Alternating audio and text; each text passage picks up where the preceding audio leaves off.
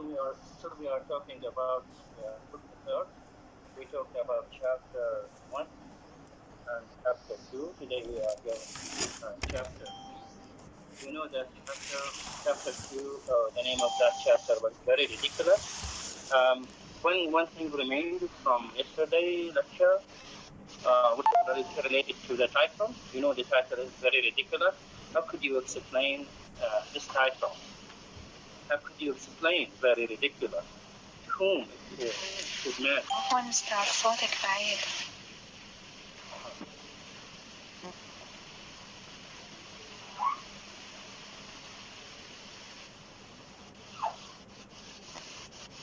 Okay, I don't know what is the problem, but I think now it is okay. Yes, sir. Yes, sir. Okay. Just I'd ask you about the very ridiculous, the title of chapter 2. To whom it is meant was very ridiculous. You know, ridiculous, it means sakhif, okay? So it is very ridiculous. What is meant by this title, or who is meant by this title? May I? Okay, Maha? Yes, sir. Sir, I think this word referred to the way that Sisi talked with Mr. Harthouse when she said that he is a moral man. You know that. Yes, sir. Sisi talked to Martha, and he condemned to leave separation from Lisa and to leave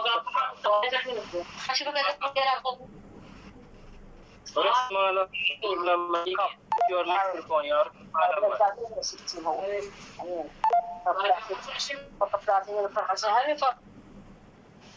Okay, so very ridiculous. You mean that or Sisi's speech to Harthouse is very ridiculous? Okay. May I, sir? May I, sir? Isra Aqid? Yes, sir. Very ridiculous reference to the Harthouse when she told him that his relation with Louisa has no hope to be continuous, and she asked him to leave Cooktown forever. Almost Sissy ridicules him when she said that he is a moral man, which is meant that he is just like a devil with a human shape. He is a selfish and a black and didn't care about others. Harthouse didn't accept that and told her that he is immoral, which Okay, is thank you. Yeah, it's okay. May I, sir? May I? Yes, you're right. Yes, Luma? Yes, sir. Thank you very much. Ridiculous relationship between Hartford and Louisa.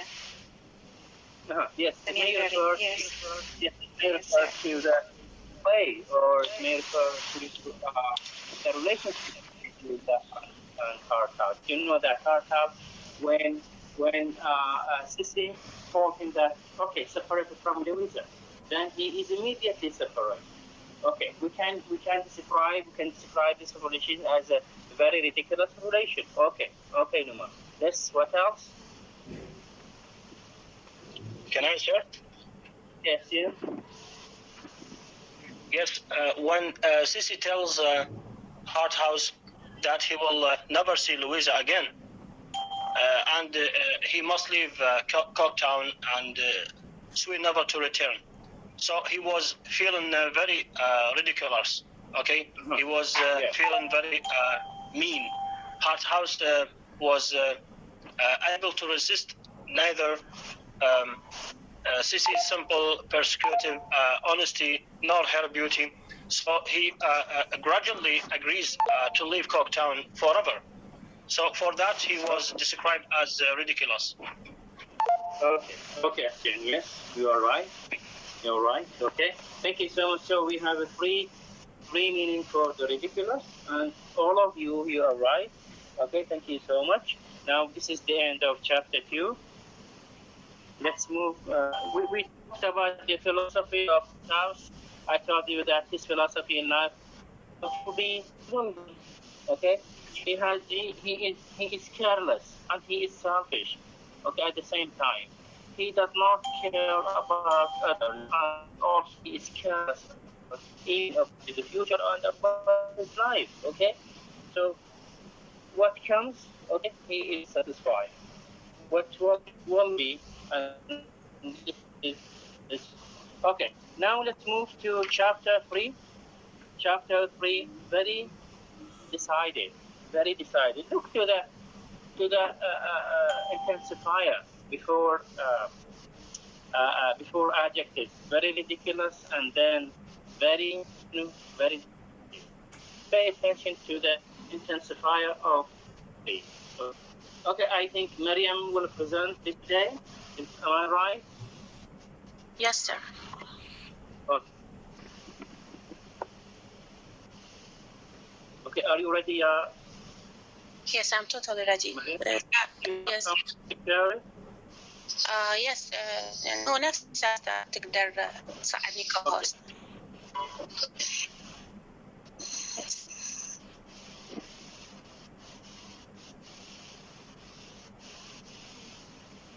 No, you are co-host. Miriam. Okay, just 1 minute لأنه ما أعرف منين يسوي مشاركة. Okay. كونان بالموبايل كونان اكو اذا نثلاث ايقونات كلمة شايفة أمامكم؟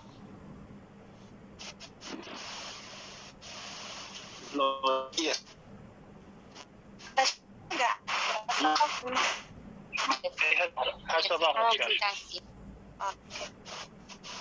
Okay. So I'm so happy today to present chapter.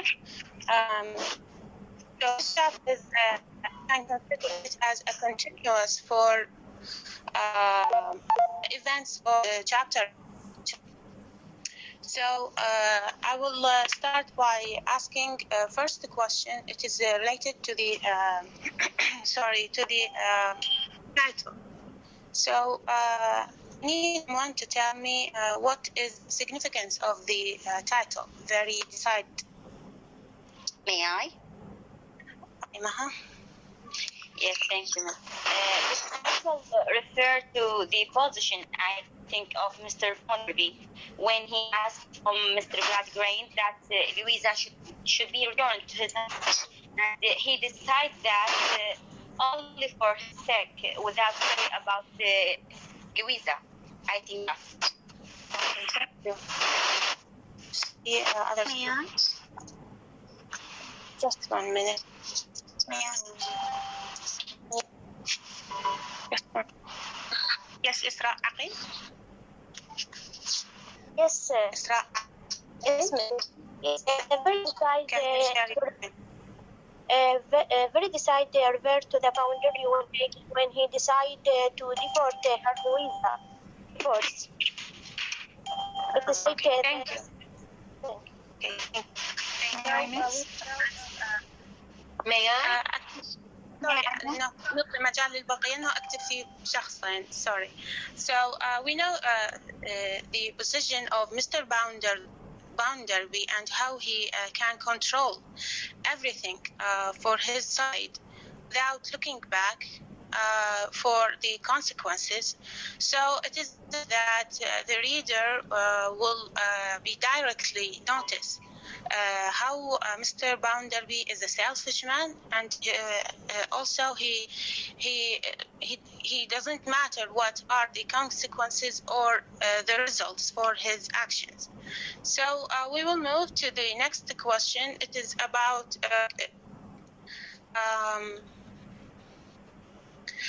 sorry, I need someone to give me a summary for this chapter, a short summary, and I will choose from raising hand.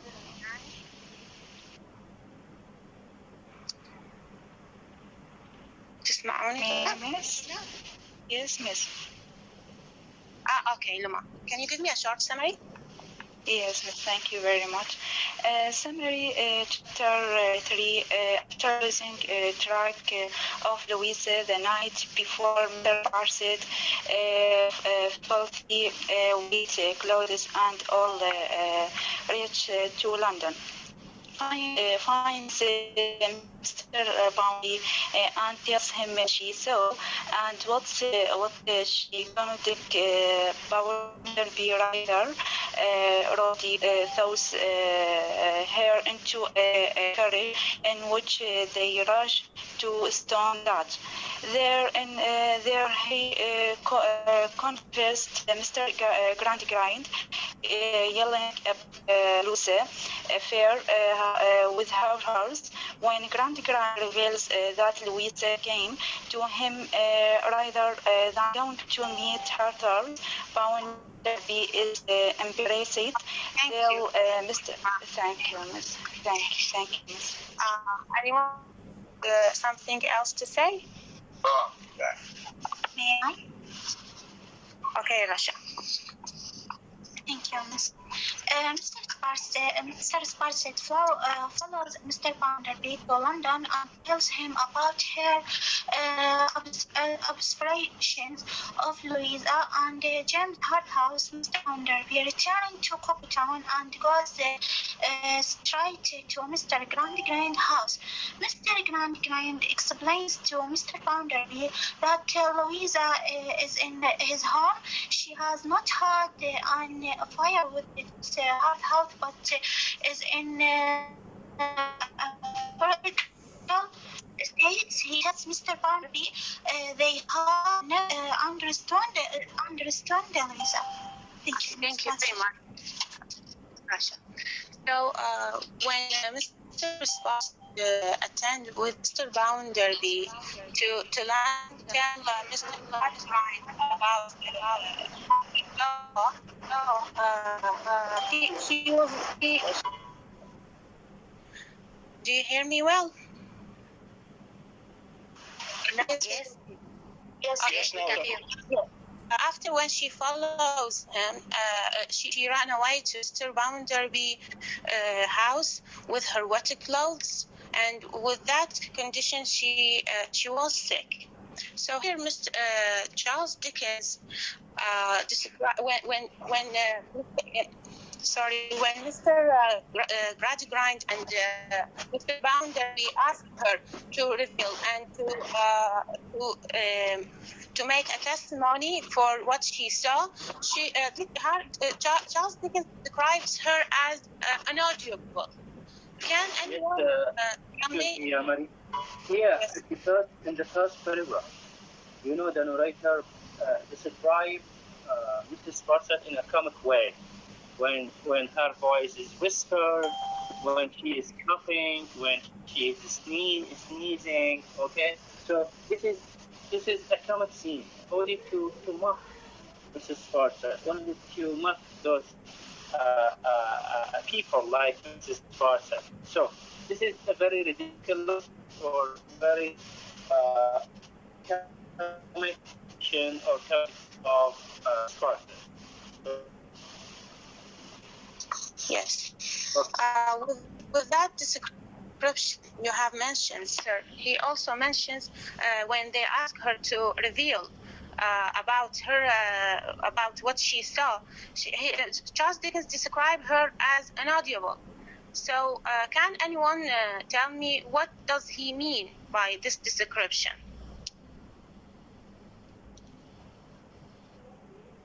Student. تسمعوني؟ Yes. Yes. Can anyone give me an answer? Okay. I will give you my opinion about that one. Okay, let's hear from you. Who are you? Isra Aqib. Okay, go ahead, Isra.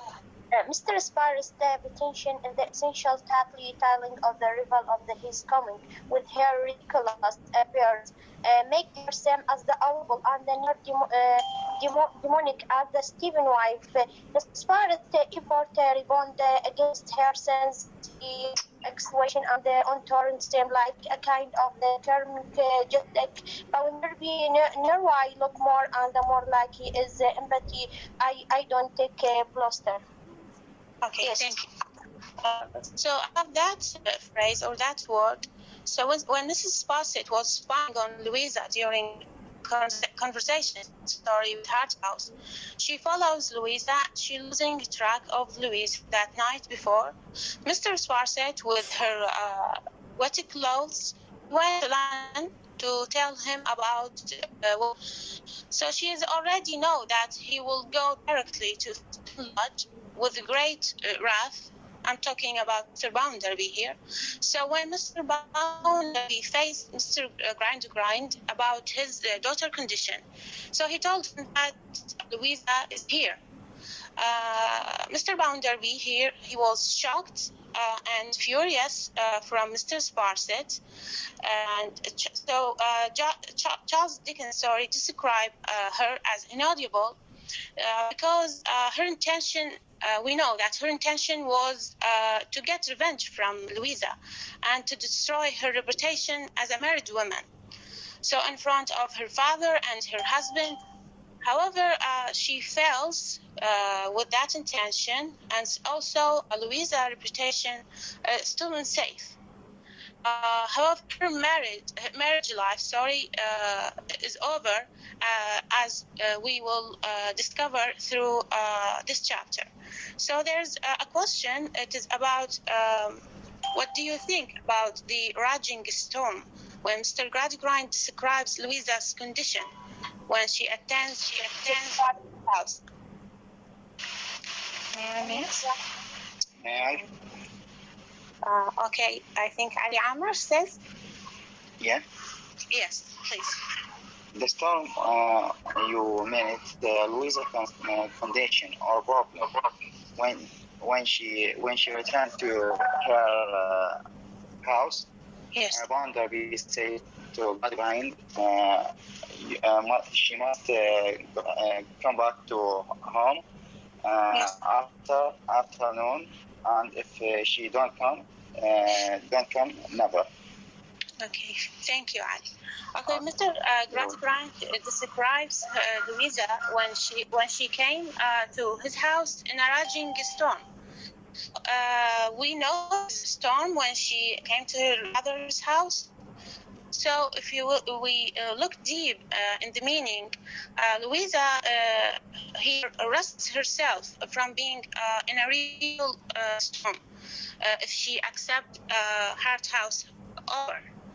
So anyone agree with that point, or shall I continue?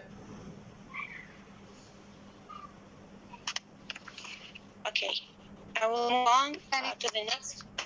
Sorry? Can you read the point that you said? Okay, I was saying that I think that when her father describes her in a raging storm, so I think that if we look to the deep meaning of that description, Louisa, it's kind of rescues or save herself from being in a real storm if she accepts Mr. Harthouse offer when he asks her, like he says that he likes her or something like that.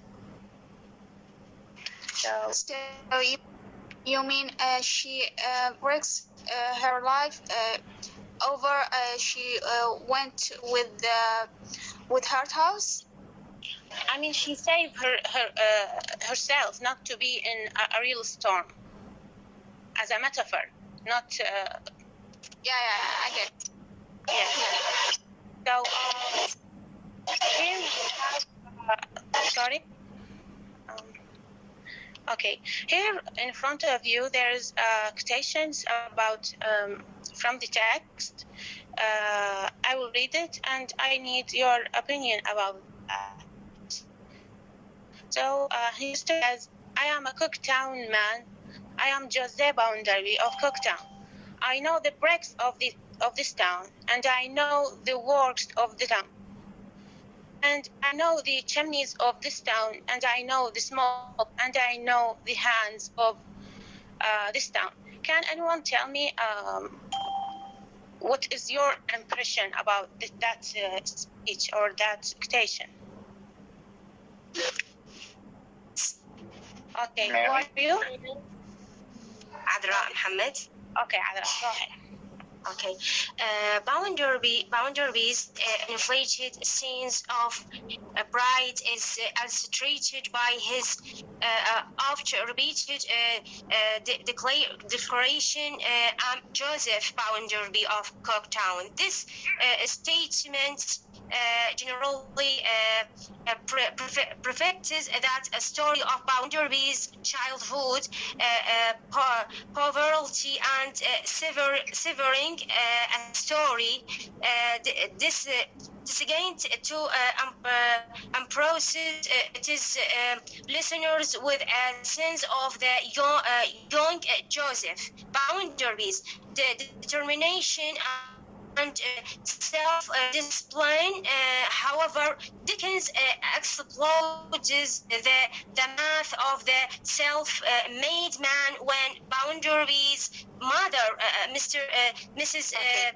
Butler, reveals that her son had this. May I? Okay, Adra. Okay, excuse me, Maria.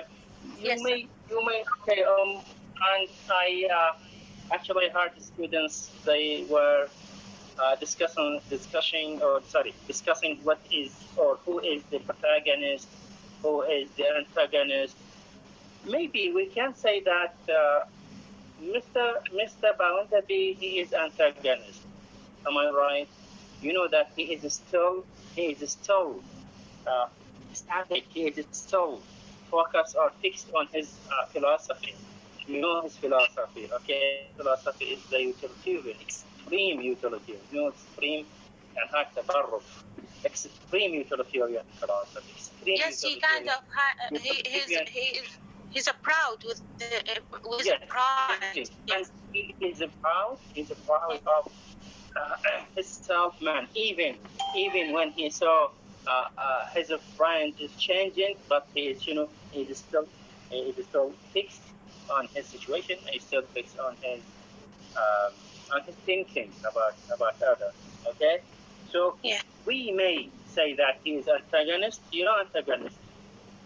الخصم no. Yes, the contrary character to the protagonist. Yes, he is against the protagonist. We can say it is not, for example, 100% right, but it is possible to say, or it is possible to think in this way, and we consider him as an antagonist. Okay, Maria. Okay, thank you. So these lines, a reader can notice how he committed with his pride, and he is so يتفاخر إنه بكل هذه الأمور. So with the last quotation, I think it is the last. No, okay. The next quotation, it is I have. These lines from the text, I have already said, I fear Louisa has not been understood. It is asking, is it asking too much? Bounderby that you so far, her elder, should did in trying to set her right. You have accepted a great charge of her, for better, for worse, for.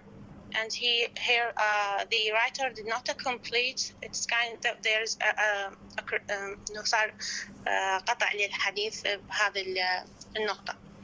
So I need someone to tell me there's a similar condition. Charles Dickens mentions it before. What is that condition? May I ask? Okay. Yes, Maha. إنه ما أقدر أطلع من الباوربوينت وأختار من الهاندز. Yes, thank you. Yes, Maha. Yes. This condition is about black box. So here we see that Mr. Bounderby completely contrasts with the advice that he gives to Stephen in book 1. When Stephen wants to divorce his joint and abusive wife, Mr. Bounderby reminds him that he took here for better and worse, and implies that Stephen maybe have. Thank you, Maha. You know, we have not enough time. So, Hussein Hassan Rukun, do you have a comment? Yes, actually, I have a comment about the quotation of Mr. Bounderby when he said, "I know the chimneys of this town. I know the smoke of this town. I know the hands of this town, etc." So does that mean that he was decided for his philosophy and his thinking, and that and for that the title of this chapter was very decided? So can we say that very decided? It refers to this determination, or let's say إصرار, يعني insistence for his philosophy. Okay, this is a good point. Mr. Bounderby. Yes. Yeah, Hassan, this is a good point from you. So this is we can say this is a clear lines for the title of this chapter. So yes, thank you very much for your opinion. So anyone have another comment for the similar country? May I first? Who says may I first? Seja. Okay, Seja. Here Charles Dickens show us the liar aligned, mean the differences of classes.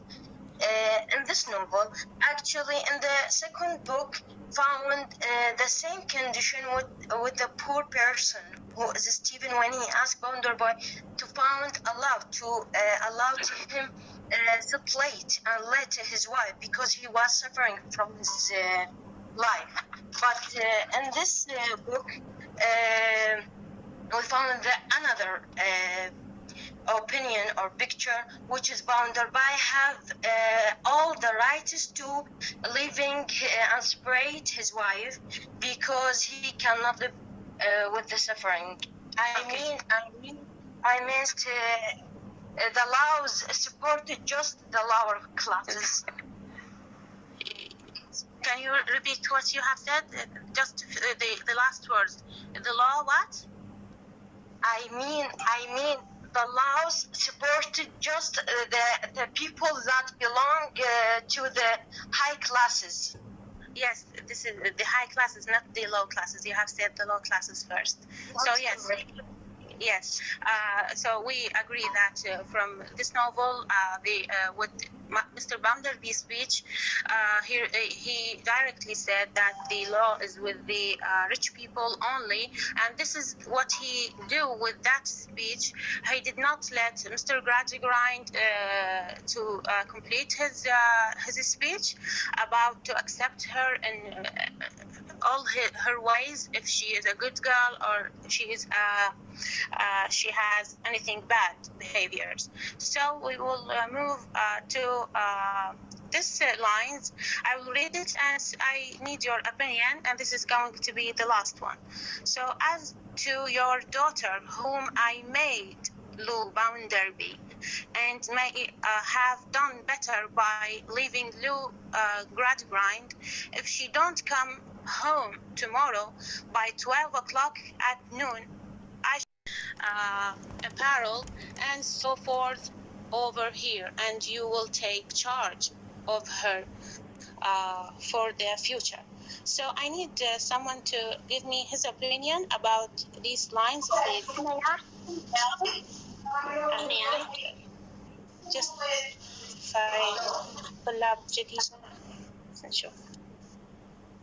what about you, Ahmed Ali Ghali? We did not hear your voice today.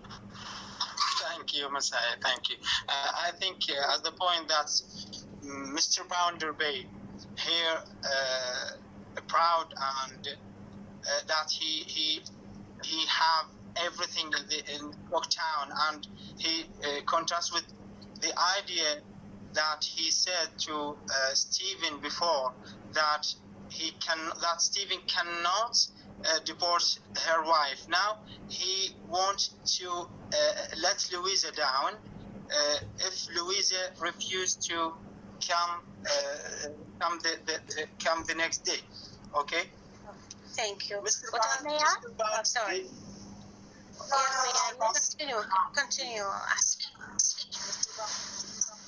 Now, thinking and proud to himself as a material way. Don't pay attention to Louisa's emotion, and don't give Louisa right to complain, and to he blamed Louisa because he blamed and eager Louisa to think as a material way. Okay. Okay, thank you. What about you? I see Russell Thaer was raising her hand. If she heard me? Yes, thank you. Yes. What is your opinion about that? Yes, Mr. Bounderby is proud of when he married Louisa. He said that I met Lou Bounderby. So and he told Mr. Gradgray that she didn't deserve me and she didn't treat me well. So if she stay home, I will not accept her in the next day. So he can't say that he don't. May I? Okay, time is running. It's just I will explain my opinion about this thing and I will finish everything. So about what kind of senses Charles Dickens wants the reader to have, I think here it seems that there is a sense of realism with that dialogue, because still nowadays those conditions are happen with no doubt. It seems that Charles Dickens' main idea here is to attract the reader attention for those kinds of issues, hopefully to be changed at the future. So with this point, thank you for listening, and this is all I have today. Thank you, sir. Okay, thank you so much, Miriam. You were very good. Okay, and please send me your slides to upload them in your model. And students, you can focus upon those extracts made by Miriam. Okay, and I think Miriam covered the main point here in this chapter. Just one thing remains, that at the end of this chapter, Mr. Bounderby, or Mr. Gradgray insisted upon his decision, and Mr. Bounderby threatened Mr. Gradgray, threatened Louisa, if she will not come next day, she will free from him and he will divorce Louisa. Okay. Do you think that Mr. Gradgray insists upon his decision or not? Okay, will he change his decision, or will he change his point of view and will send Louisa to Mr. Bounderby or not? May I? Yes, Uma? Sarna Baadu. Yes, Uma? Yes, sir. Yes, sir. Can you repeat the question? Do you think that Mr. on his decision? Yes, sir. My opinion, Gradgray will also insist on his decision. Yes, he will insist upon his decision, and he will get back to Mr. Bounderby. Next day, he is waiting for her at afternoon, but she will not come, and he considered that this is the end of his life with Louisa, and he continues his life as a bachelor. Bachelor, okay? And he also advertises his home, his country home, for selling, okay? Do you have anything to add? I have a question. May I? Page 191, with speech of Mr. Wait, 191.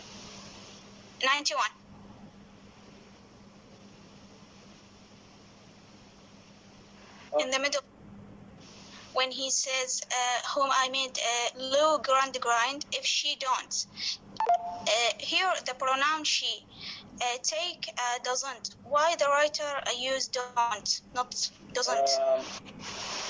Which line? Should Just a minute. Which paragraph? In the middle? Yes, line 15 from the bottom.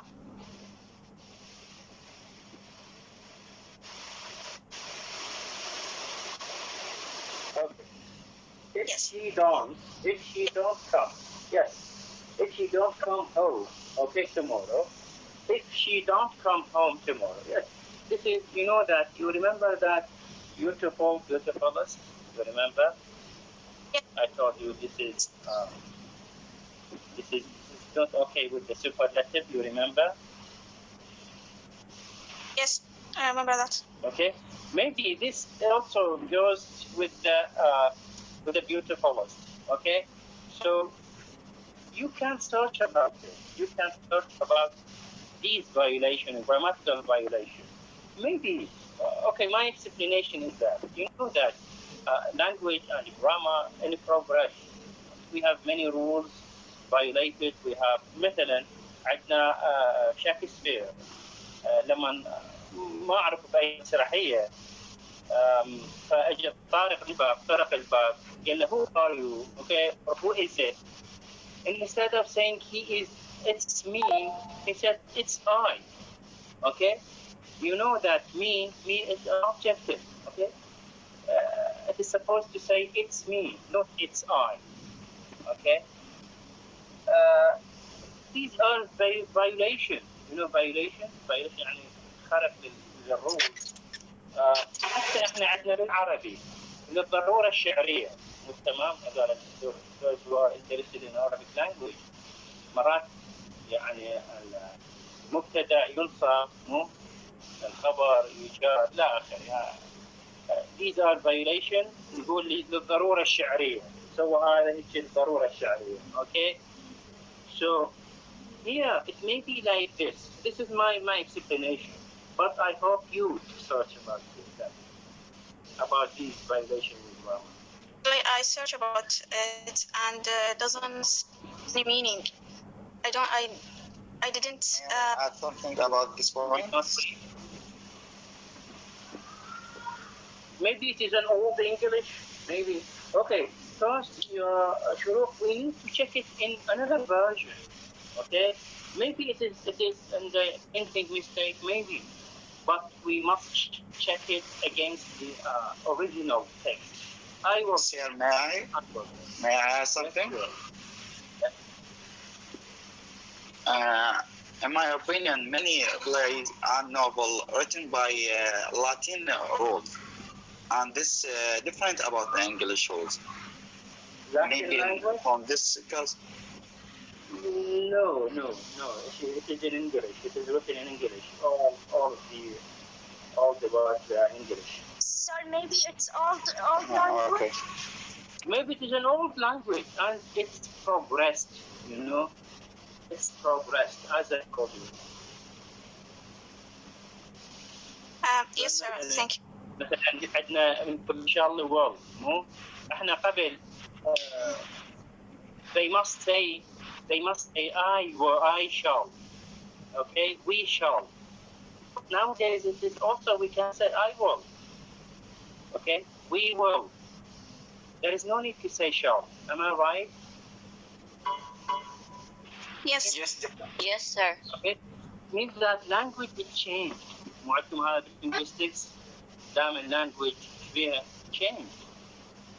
And a progress. Yes, in progress. So first we need to check it in the original text, in the original version. If it is like this, then maybe my justification is right. Maybe I'm not saying that I'm absolutely right. Okay. So maybe it was right in that time. If they say she don't. Maybe to make this situation as a realistic one.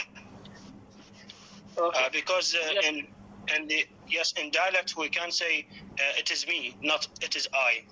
We can violate because it is dialect, or let's say it is accent. So to make realistic, he wrote that it is me. Okay, maybe he used don't, because you know that it was not only Louisa's decision. Okay? It is Louisa as well as her father. Am I right? Plural, we use don't. If we القرار ما يعود فقط لويزا. القرار يعود لويزا لأبوها. Yes. لذلك هو استعمل don't. Or maybe. I'm saying maybe he, Mr. Bounderby, was not educated enough. Okay? He was not educated enough. But sometimes, you know that beautifulness, it is said by the narrator. It is said by, narrator is the Charles Dickens, and it is impossible to say that Charles Dickens was not educated. Okay? So here maybe he is, because he is not educated, he's not educated well, he said like this. Yes, thank you, sir. And also, it's Rasul, not Shuruq. Okay, thank you so much for your listening. Next time you will have two chapters. Thank you so much. See you next time. Thank you. Goodbye, sir. Yeah.